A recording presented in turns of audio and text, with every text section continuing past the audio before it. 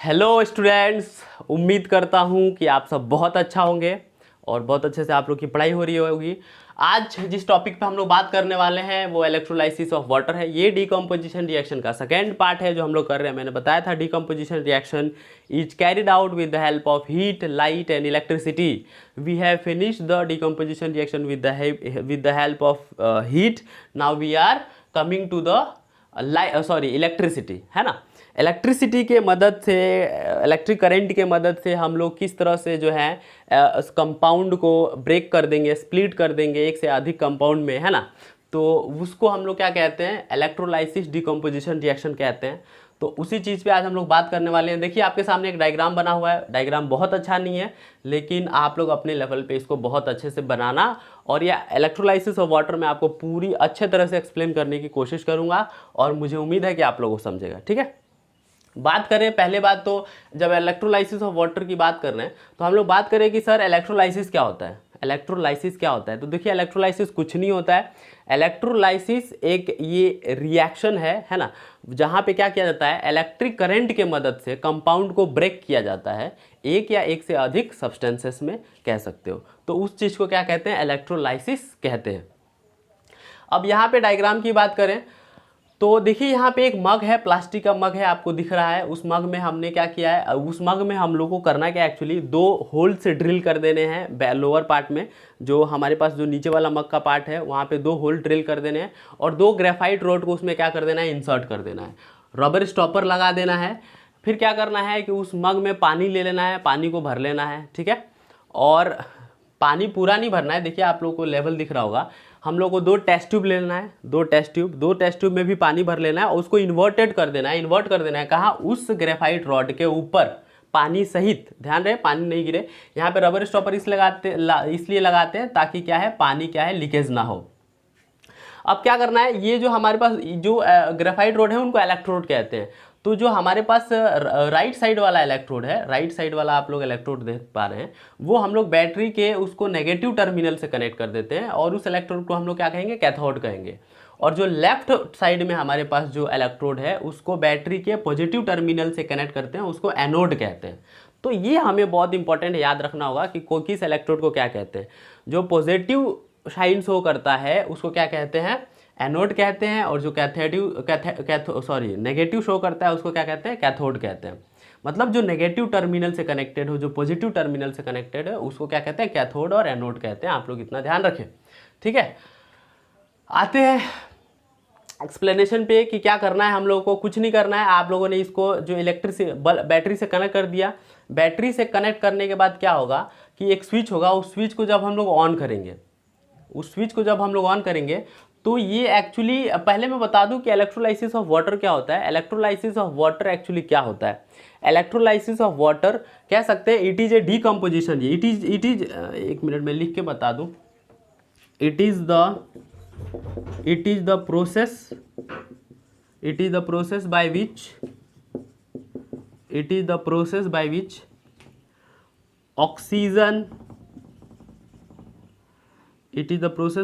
oxygen and hydrogen gas is decomposed. It is the process by which oxygen and hydrogen gas is decomposed by passing an electric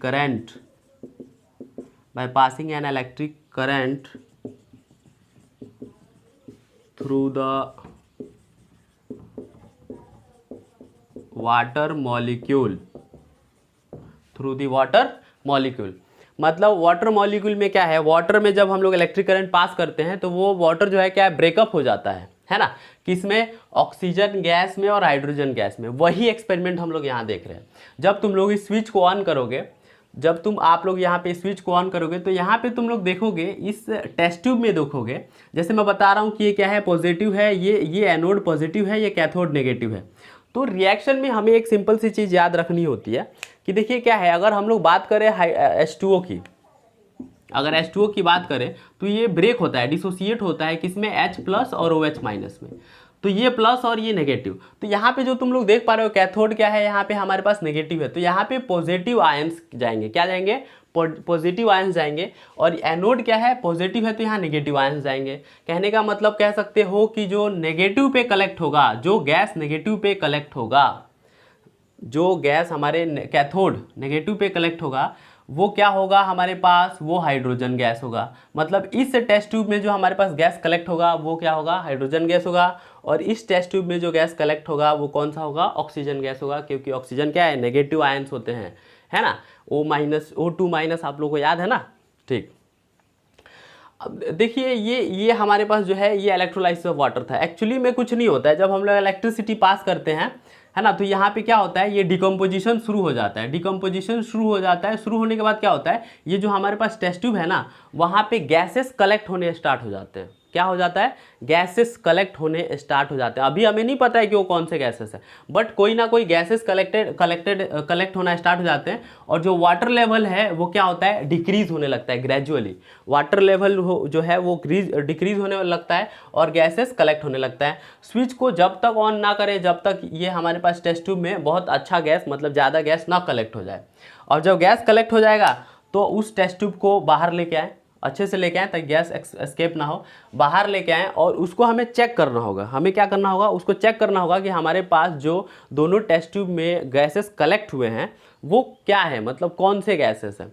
तो जब तुम लोग उसको लेके बाहर आओगे तो एक कैंडल ले लो, और कैंडल लेने के पास जब तुम लोग लेफ्ट वाले मतलब टेस्ट ट्यूब के पास ले जाओगे तो वहाँ पे एक पॉपिंग साउंड करके आएगा, है ना। और हम लोग को पता है कि जब हाइड्रोजन बर्न होता है, जब हाइड्रोजन गैस बर्न होता है तो पॉपिंग साउंड आता है। क्या आता है? पॉपिंग साउंड आता है। तो उससे हम लोग आइडेंटिफाई कर लेंगे कि जो लेफ्ट वाले टेस्ट ट्यूब में गैस कलेक्ट हुआ था वो क्या था? हाइड्रोजन था। और जब राइट वाले के पास कैंडल लेके जाओगे तो ब्राइट क्या करेगा? ब्राइट फायर लगेगा, मतलब ब्राइट जलेगा, है ना, ब्राइटनेस की तरह जलेगा, बहुत उजाला करेगा। और हमें पता है कि जब ऑक्सीजन गैस जो होता है क्या करता है?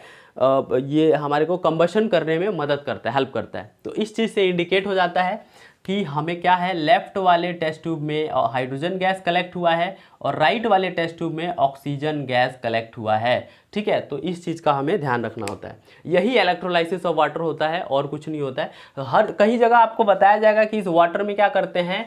सल्फ्यूरिक एसिड थोड़ा सा मिला देते हैं, सल्फ्यूरिक एसिड। तो सल्फ्यूरिक एसिड वाटर के साथ इसलिए मिला देते हैं क्योंकि सल्फ्यूरिक एसिड क्या होता है? देखिए H2SO4 जब उसको आप मिलाओगे तो क्या करता है? वो लाइट को बहुत अच्छे से कंडक्ट करता है ना। वो इस जो हमारे पास सॉल्यूशन जो वहाँ पे मग में होगा वो एक्चुअली क्या होना चाहिए? उसकी कंडक्टिविटी बहुत ज़्यादा होना चाहिए, इलेक्ट्रिसिटी उसमें क्या करना चाहिए? बहुत अच्छे से पास करना चाहिए, तभी क्या करेगा? डिकम्पोज कर पाएगा। समझ में आ रहा है? तो इसीलिए सल्फ्यूरिक एसिड वाटर के साथ मिलाते हैं क्योंकि उस सॉल्यूशन का कंडक्टिविटी रेट बढ़ जाए और वो क्या हो? वाटर जो है ईजिली डिसोसिएट हो पाए, टूट पाए, है ना, H+ और OH- में, और ताकि हमारे पास यहाँ पे उनके हेल्प से गैसेस कलेक्ट हो पाए इस टेस्ट ट्यूब में। ठीक है, तो ये एक एक्सपेरिमेंट था, ये हमारे पास एक एक्सपेरिमेंट था जो कि आप लोग को ये मतलब जानना चाहिए। और मैंने बता दिया है कि एक प्रोसेस होता है जहाँ पे हाइड्रोजन और ऑक्सीजन गैस कलेक्ट होता है जब आप लोग इलेक्ट्रिक करंट पास करते हैं वाटर में। समझ में आ गया?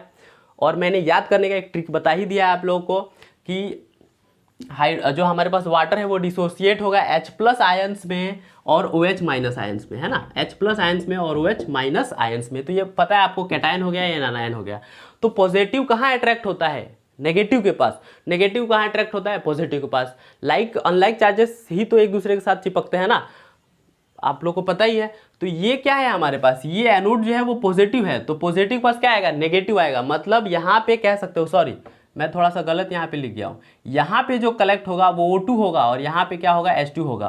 क्योंकि यहाँ पे नेगेटिव है तो हाइड्रोजन प्लस है तो पॉजिटिव होता है, पॉजिटिव आयंस होते हैं। तो यहाँ पे इस टेस्ट ट्यूब में हाइड्रोजन गैस कलेक्ट होगा, यहाँ ऑक्सीजन गैस कलेक्ट होगा। आप लोग देख पा रहे हैं, ठीक है, मैंने थोड़ा सा गलत लिख दिया था। तो ये है इलेक्ट्रोलाइसिस ऑफ वाटर। अगर बात करें नेक्स्ट टॉपिक की, let's move to the next topic, है ना। 1 मिनट, आप लोग इसको मैं रफ कर देता हूं, आप लोग इसको एक बार अच्छे से लिख लेना, ठीक है। Let's come to the photolytic reaction कि फोटोलाइटिक रिएक्शन क्या होता है ना। तो अब देखिए हमारे पास जो इलेक्ट्रोलाइसिस था वो मैंने बता दिया। फोटोलाइटिक क्या होता है? देखिए the breakdown of the compound, the photolytic reaction,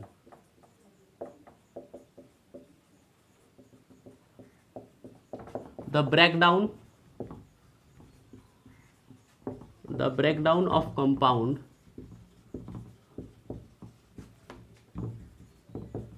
into new substances, the breakdown of compound into new substances when light, sorry, with the help of light, the breakdown of new compound into new substances with the help of light, वो sunlight भी हो सकता है, electric bulb का light भी हो सकता है, with the help of light is known as photolytic reaction,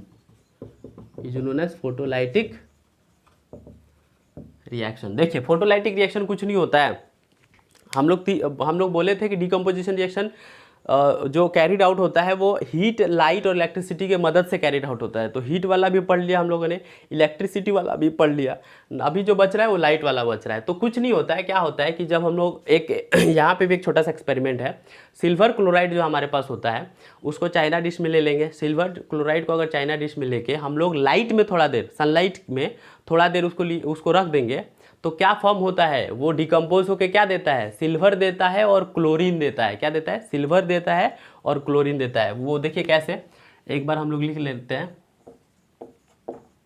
when silver chloride is expose to sunlight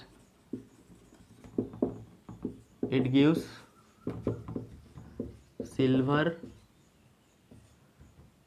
silver and chlorine gas,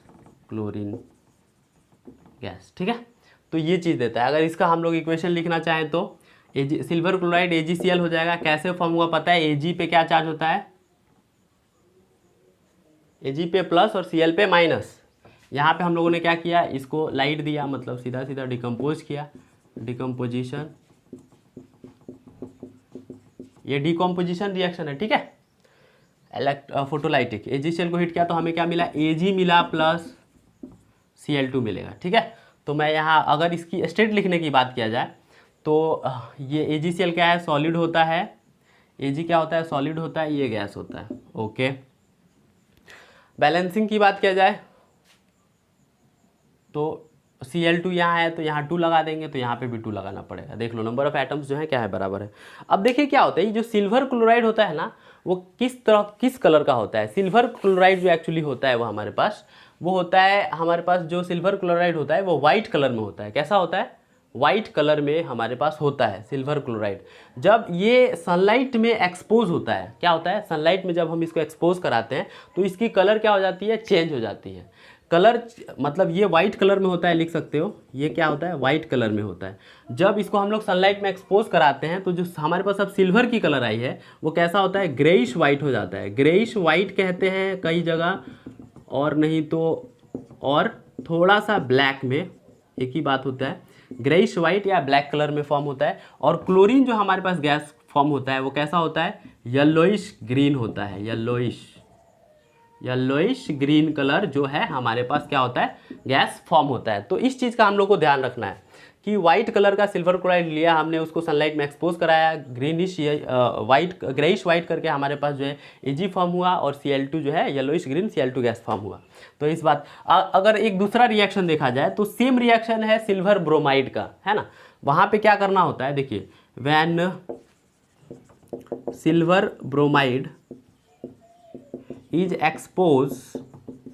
exposed to sunlight या light is exposed to light, it decomposed to form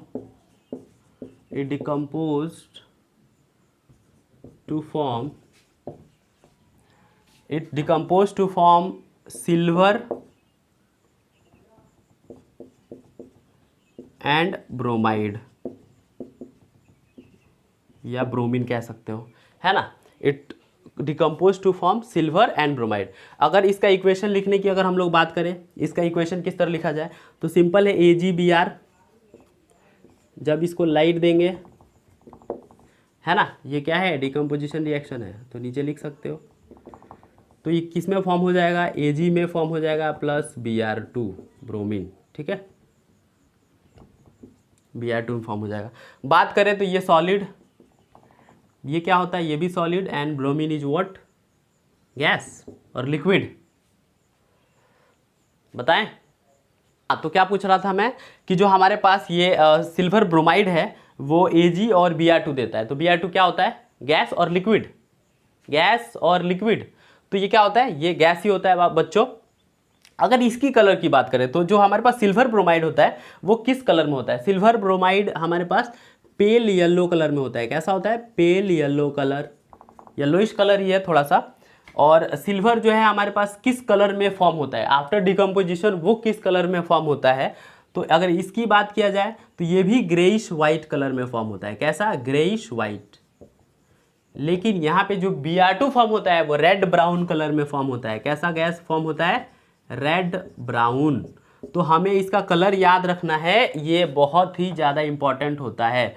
मैं चाहूँगा कि आप लोग इसको note down कर लें। Photolytic reaction में 2 रिएक्शन हमारे पास हैं जो हम लोगों ने बहुत अच्छी तरीके से पढ़ा है, ठीक है।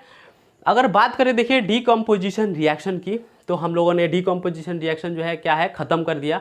और कोई 1 मिनट मैं देख लेता हूँ कि और कुछ आपका रिएक्शन बच रहा है क्या इसमें तो मुझे नहीं लगता कि और कोई रिएक्शन आपका बच रहा है, ठीक है। तो ये फाइनल हमने जो है लाइट के मदद से पढ़ ली, इलेक्ट्रिसिटी के हेल्प से पढ़ लिया, और हीट के हेल्प से भी पढ़ लिया कि हम लोग ये डिकम्पोजिशन रिएक्शन कैसे कराते हैं 1 बाय 1 करके, और सारा हम लोगों ने एग्जाम्पल के तौर पे भी सब कुछ देख लिया है, ठीक है। तो आप इसको एक बार नोट डाउन कर ले। और देखिए क्या होता है, डीकम्पोजिशन रिएक्शन जो होता है वो बहुत ही हेल्पफुल होता है ना। ऑक्साइड और क्लोराइड्स जो हमारे पास, देखिए किसी भी मेटल के जो क्लोराइड्स होते हैं या ऑक्साइड्स होते हैं, उन जो हमारे पास क्लोराइड और ऑक्साइड होता है वहाँ से हम लोग क्या करते हैं, ओरिजिनल मेटल को एक्सट्रैक्ट कर पाते हैं। तो डीकम्पोजिशन रिएक्शन इसके लिए बहुत ज़्यादा क्या होता है, हेल्पफुल होता है। अगर मैं बात करूँ कि कैसे मेटल को ऑब्टेन कर पाते हैं, तो ये एक्चुअली मैं एज ए एग्जाम्पल के तौर पर बता रहा हूँ। जैसे अगर बात करें Al2O3, ये क्या है, एल्युमिनियम का ऑक्साइड है जिसको हम लोग एल्यूमिनेट भी कहते हैं। क्या, अगर ये मोल्टन स्टेट में है, मोल्टन स्टेट थोड़ा सा पिघला हुआ स्टेट चाहिए, मोल्टन स्टेट में है, तो इसको क्या करेंगे, इसको जब इलेक्ट्रिसिटी देंगे, इसको क्या करेंगे, इलेक्ट्रिसिटी देंगे, ये इलेक्ट्रिक वाला है, इलेक्ट्रिसिटी देंगे तो ये जो Al2O3 है डिकम्पोज हो जाता है एल्यूमिनियम प्लस ऑक्सीजन में, एल्यूमिनियम प्लस ऑक्सीजन में। तो यहाँ अगर हम लोग 3 दे दें, बैलेंसिंग की बात करूँ तो 6 ऑक्सीजन हो गया, यहाँ अगर मैं 2 दे देता हूँ तो 2 एल्युमिनियम हो गया, और यहाँ मुझे 4 देना होगा और यहाँ पे 2 दूंगा तो 4 एल्युमिनियम 6 ऑक्सीजन 6 ऑक्सीजन, देखिए बैलेंस हो गया। मॉल्टन स्टेट में एल्युमिनियम ऑक्साइड लेंगे तो वहाँ से आपको क्या होगा कि ओरिजिनल एल्युमिनियम, मतलब प्योर एल्युमिनियम आपको मिलेगा, ठीक है। और बात करें तो ये भी एक इसका भी इलेक्ट्रोलाइसिस किया जाता है। एल्युमिनियम जो होता है वो प्लस है, ऑक्सीजन नेगेटिव है, तो तुम्हें पता है एल्युमिनियम कहाँ ऑब्टेन होगा हमारे पास। अब देखिए यहाँ पे जैसे कि हमारे पास कैथोड था, कैथोड क्या होता है, नेगेटिव होता है, और एनोड था, एनोड क्या होता है, पॉजिटिव होता है। तो कैथोड पे हमारे पास एल्युमिनियम ऑब्टेन हो जाएगा और एनोड पे ऑक्सीजन ऑब्टेन हो जाएगा। तो इस तरह से क्या है कि हम लोग मॉल्टन स्टेट में अगर हमारे पास कोई किसी भी मेटल का ऑक्साइड है या क्लोराइड है तो वहाँ से हम लोग क्या करते हैं, ओरिजिनल मेटल एक्सट्रैक्ट कर पाते हैं with the help of decomposition reaction. ये भी एक बहुत इंपॉर्टेंट पॉइंट था, आप लोग नोट डाउन कर लीजिएगा अपने नोट्स में। Let's move to the displacement reaction. Displacement reaction को पढ़ने से पहले हमें उसकी रिएक्टिविटी सीरीज जाननी होगी कि कौन सा मेटल कितना ज़्यादा रिएक्टिव होता है as compare to other metals, है ना। तो ये चीज़ हम लोग देखेंगे। So let's move to the displacement reaction. Okay, displacement reaction, देखिए डिस्प्लेसमेंट रिएक्शन को करने से पहले हमें उसकी रिएक्टिविटी सीरीज आनी चाहिए। मैं बता देता हूं कि डिस्प्लेसमेंट रिएक्शन क्या होता है, 1 minute. These are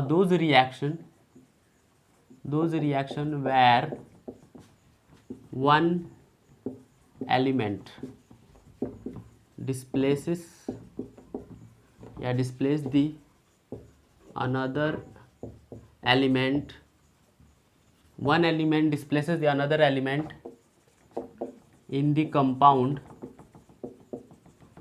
is known as displacement reaction, is known as displacement reaction। तो ये डिस्प्लेसमेंट रिएक्शन होता है, जहाँ पे क्या होता है, जब भी हम लोग कोई रिएक्शन कराते हैं ना तो जो एक कंपाउंड का एलिमेंट होगा वो दूसरे कंपाउंड है ना, या दूसरा जो एलिमेंट होगा उसके कंपाउंड के एलिमेंट को क्या करेगा, डिस्प्लेस कर देगा, मतलब वहाँ से उसको हटा देगा और खुद जाकर वहाँ चिपक जाएगा। ठीक है, तो वैसे रिएक्शन का क्या कहा जाता है, डिस्प्लेसमेंट। डिस्प्लेसमेंट वर्ड से आप लोग समझ पा रहे हैं, डिस्प्लेसमेंट मतलब रिप्लेस करना है ना, where one element replaces the element of another compound. So ये चीज़ था। अगर बात करें रिएक्टिविटी सीरीज़ की, तो देखिए रिएक्टिविटी सीरीज़ को यहाँ पे लर्न करने के बहुत सारे ट्रिक्स होते हैं, और मतलब जो मोस्ट फेमस ट्रिक है वही मैं आप लोगों को बता दे रहा हूँ। जैसे कि कटरीना ने कार मांगा, या मांगी, सॉरी फीमेल है, मांगी, ऑल्टो जैन फरारी, फिर भी है क्यों मिली सिल्वर ऑडी। ठीक है, तो देखिए ये ट्रिक होता है। अब एक वन बाय वन करके हम लोग इसका एलिमेंट का नाम लिख लेते हैं। कटरीना हो जाएगा के, सोडियम Na से Na, सी कार से हो जाएगा कैल्शियम, ठीक है, मांगी से मैग्नीशियम, ऑल्टो से एल्युमिनियम, जैन से जिंक, फरारी से Fe फेरस, और फिर भी से हो जाएगा Pb जो कि लेड होता है से हो जाएगा हाइड्रोजन, Q से हो जाएगा कॉपर, मिली से हो जाएगा Hg मर्क्यूरी, सिल्वर से हो जाएगा Ag, और ऑडी से हो जाएगा Au। ठीक है, तो ये ट्रिक है रिएक्टिविटी सीरीज को याद करने का। मतलब कह सकते हो कि ये जो सीरीज हमारी बढ़ती चलती जाती है, इस तरह से कह सकते हैं, ये जो एलिमेंट होते हैं वो मोस्ट रिएक्टिव से लीस्ट रिएक्टिव की तरफ ये सीरीज बढ़ती है। ठीक है, लीस्ट रिएक्टिव। अगर बात करें फ्रॉम लेफ्ट टू राइट, तो most reactive to least reactive हम लोग लेफ्ट टू राइट बढ़ते हैं। अगर टॉप टू बॉटम बात करते हैं तो मोस्ट रिएक्टिव से लीस्ट रिएक्टिव, है ना। तो इस तरह से हमारा जो है ग्राफ चलता। तो ये हमारे पास जो क्या है, ये सीरीज है, मतलब कौन सा जो एलिमेंट होता है, जो मेटल्स होते हैं वो किस एलिमेंट से ज़्यादा रिएक्टिव होते हैं। कहीं कहीं कार्बन भी आ जाता है, ठीक है, ये हाइड्रोजन भी है हमारे पास, तो ध्यान रखिएगा। कार्बन भी कई रिएक्टिविटी सीरीज में याद करना है, तो वो भी हमारे लेवल पे नहीं है, तो उसको याद करने की ज़रूरत नहीं है। ये एक सिंपल सा ट्रिक होता है। एक दूसरा ट्रिक उसको याद करने का कह सकते हैं कि यहाँ पे होता है, कह सकते हैं ये जो दूसरा ट्रिक होता है लर्न करने का, इसको प्लीज स्टॉप कॉलिंग मी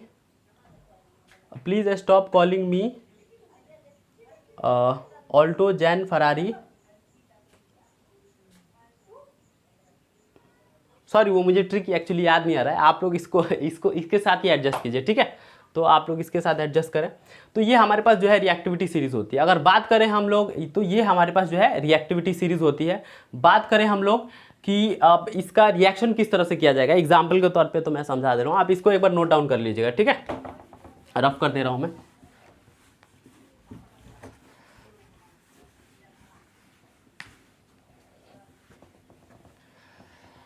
इसको रहने देता हूँ। देखिए यहाँ पे क्या होता है, अगर बात करें रिएक्शंस की, तो when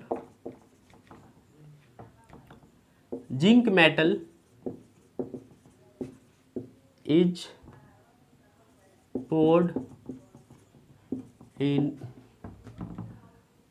copper sulfate solution, then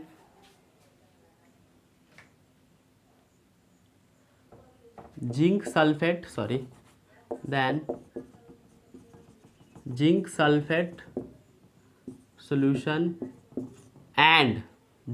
solution and copper metal is obtained। ठीक है। बात करें इसके इक्वेशंस लिखने की, तो देखिए क्या है, जिंक मेटल, जिंक को हमने क्या किया, कॉपर सल्फेट है ना, copper sulphate CuSO4 plus zinc को जिंक का रिएक्शन हम लोगों ने कराया है ना, पोर किया उसके अंदर, तो हमें क्या मिला, देखिए कॉपर सल्फेट को हमने जिंक को हमने कॉपर सल्फेट के साथ रिएक्शन कराया, तो हमें क्या मिलेगा, ZnSO4 zinc sulphate plus copper, देखिए एक्चुअली इसमें क्या होता है, मैंने अभी रिएक्टिविटी सीरीज देखेंगे तो कौन किससे ज़्यादा रिएक्टिव है ना। अगर बात किया जाए तो कटरीना ने कार मांगी ऑल्टो जेन फरारी, फिर भी क्यों मिली क्यों मिली सिल्वर ऑडी। तो बात किया जाए तो देखिए यहाँ पे जो जेन और यहाँ पे क्यों कॉपर, मतलब बात किया जाए जिंक जो है वो ज़्यादा रिएक्टिव है किसके, कॉपर से, इसीलिए यहाँ पे कॉपर सल्फेट में का जो सॉल्यूशन था वहाँ से कॉपर को उसने क्या किया, इस जिंक ने डिस्प्लेस कर दिया और इसको बाहर फेंक दिया, अलग हटा दिया और सल्फेट के साथ वो खुद जाके चिपक गया। तो ये ऐसी ये रिएक्टिविटी सीरीज इस तरह से यूज होती है, मतलब जो मोस्ट रिएक्टिव होगा वो लीस्ट रिएक्टिव को सॉल्यूशन से हटा देगा और वो खुद जाके चिपक जाएगा और उसको अकेला कर देगा। पहले यहाँ देखिए जिंक अकेला था, फिर यहाँ पे उसने कॉपर को क्या कर दिया, अकेला कर दिया। तो इस तरह से हम लोग को याद करना होता है, ठीक है। अगर इसकी बैलेंसी, जैसे मैंने बताया कि बैलेंसिंग ये वगैरह इंपॉर्टेंट स्टेट लिखना, तो कॉपर सल्फेट की अगर बात करें तो एक्वस होता है, ठीक है। अगर जिंक की बात करें तो ये सॉलिड, जिंक सल्फेट भी टू सम एक्सटेंट एक्वस यहाँ लिख सकते हैं, कॉपर यहाँ पे सॉलिड, ठीक है। तो ये यहाँ पे ऐसे लिख सकते हैं। बैलेंसिंग देखो, बैलेंस है क्या, एक Cu वहाँ है, यहाँ पे एक SO4 है, Zn है, Cu है, ठीक है। तो ये इस तरह से बैलेंसिंग होती है। अगर दूसरा हम लोग बात करें, दूसरे रिएक्शन की अगर बात करें, कैसा होगा दूसरा रिएक्शन, मैग्नीशियम का ले लेते हैं, एक मिनट। देखिए हाँ कलर मैं बता दूं, यहाँ पे जो कॉपर सल्फेट होता है ना वो ग्रीन कलर का होता है ना। यहाँ पे क्या होता है, ग्रीन कलर का होता है, और जो हम लोग यहाँ पे जिंक लेते हैं वो वाइट कलर का होता है। कैसा होता है, वाइट कलर का। तो हमारे पास जो जिंक सल्फेट ऑब्टेन होगा ना यहाँ पे, वो कलरलेस होगा। कैसा होगा, कलरलेस होगा। और जो यहाँ पे कॉपर ऑब्टेन होगा वो रेड ब्राउन कलर का होगा। कैसा होगा, रेड ब्राउन कलर का होगा। तो ये हमें जो कलर है वो याद रखना होता है। मैं थोड़ा सा रफ कर दे रहा हूँ, फिर हम लोग मैग्नीशियम का रिएक्शन कराएंगे कॉपर सल्फेट के साथ, ठीक है।